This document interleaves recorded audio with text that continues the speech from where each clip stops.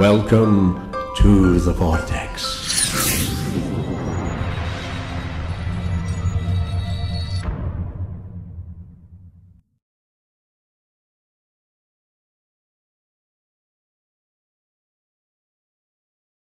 This is Gerald Bringle from Baghdad, Arizona, and I'm interested in phenomena and psychic research, and I'm also interested in the paranormal. All of the work that I've done in my research has been out in the field. None of it is from books or off of the internet. And I was going to share this one experience with you about the psychic surgeon. This was about 1994, and at the time I was married, and my wife and I traveled to Belize. We were interested in investigating the location where the Mitchell Hedges skull had been found in the southern part of Belize, in a place, in a ruin called Lubatan. We flew to Belize City, and from Belize City we traveled to the west of Belize to a town called San Ignacio. And we were staying in this town of San Ignacio, and we hired a man to take us to these various ruins in the area as a tour guide. He had been raised in this area, very familiar with the area, and he had a little small samurai, and the first place we went to was the ruins of Cahalpech.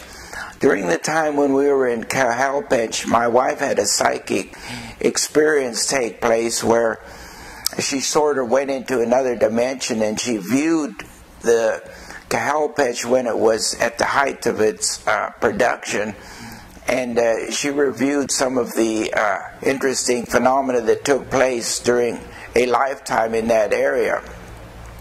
From Cahalpech we went to another ruin. It was called Numatabich, and she also remembered being in that area from a past life. It was kind of interesting because many of the ruins in Zunatanich have not been uncovered yet. We also traveled to the ruins of Nubantanich, and we also went up into the mountains, and we took some tours up in there. After about 5 days, we got pretty tired of riding in this little samurai all cooped up. And where we were staying in San Ignacio, we were staying at a resort, and it was called Cahalpech Village. We got to know the manager, and he was really nice, and he found out that we were in healing work, and he invited us to his place because he had a swimming pool. As we were sitting around the pool visiting with him, he told us about a man north of there in Quintana Roo that was a psychic surgeon. He really didn't know how to explain it. He just said that this man did things with his hands to cure people. Well, we became very interested in this. Before we had come to Belize, we had been to a doctor in Prescott, Arizona, and this doctor had examined us, and he had found that I had 3 cysts on my kidneys, and he took a sonogram. And my wife, he'd taken a sonogram of her, and she had cysts on her ovaries. She was very interested in the psychic surgery because she felt that this person could help us. The manager didn't really know the name or the location where this person lived, and the next day we were down in the marketplace, and we met a travel agency. The man in the travel agency knew about the psychic surgeon in Quintana Roo, whose name is Jorge, and he knew the name of the town where Jorge lived. It was called Suiche. And he told us how to get there. So we took a taxi, and we went back to Belize City, and we stayed overnight. And the next morning we had to take a bus from Belize City north into Yucatan to a town called Chetumal. And the bus that we took was an express bus. It stopped at every stop. It took about 10 hours to make the trip up into Chetumal.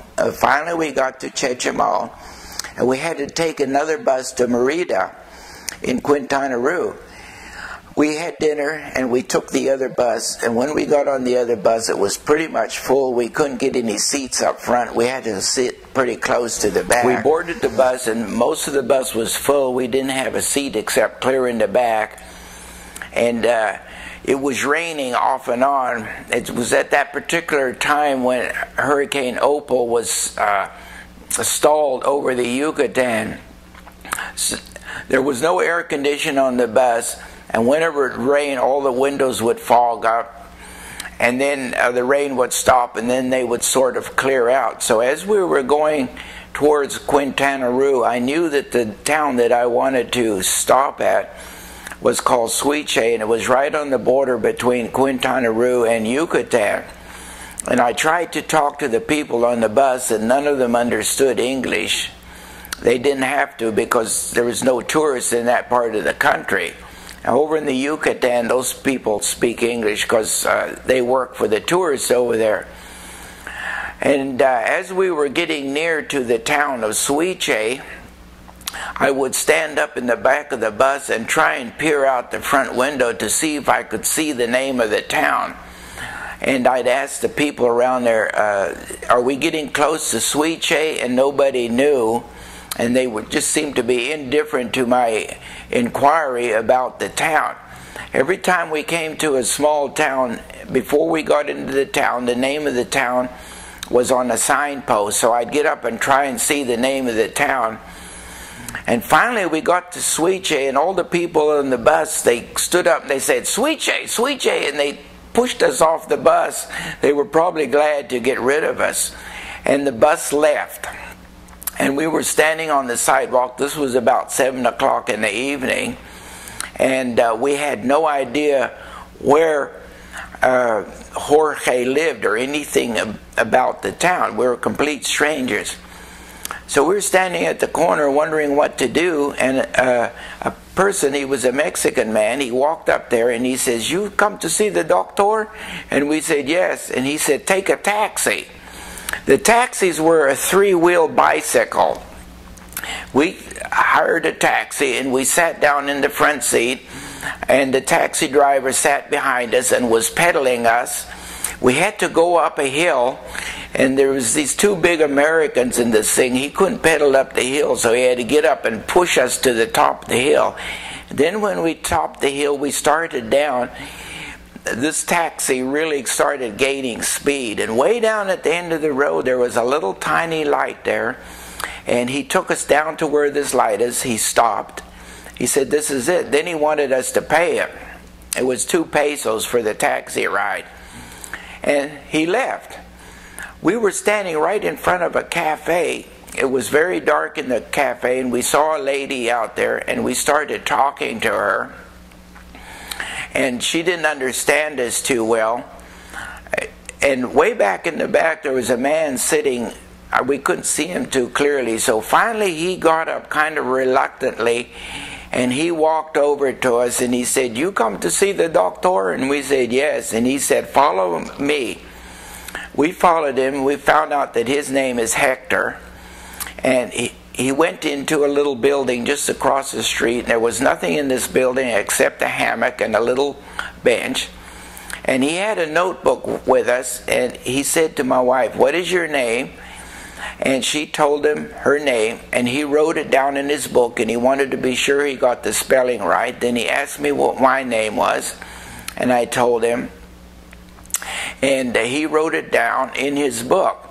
Then he told us in Spanish that he would show us where the clinic is, where the doctor works, and he said that we had to be down there at 4 o'clock. We thought 4 o'clock in the afternoon. We said, Las tardes? And he says, no, in the morning, 4 o'clock in the morning. So with his help, we were able to get the motel. And fortunately, the motel was right next to where the cafe is. And I still remember the room number. It was number 7. He took us down there and we paid the manager. Actually, it was also $7 for the room. And the rooms didn't have door locks on them.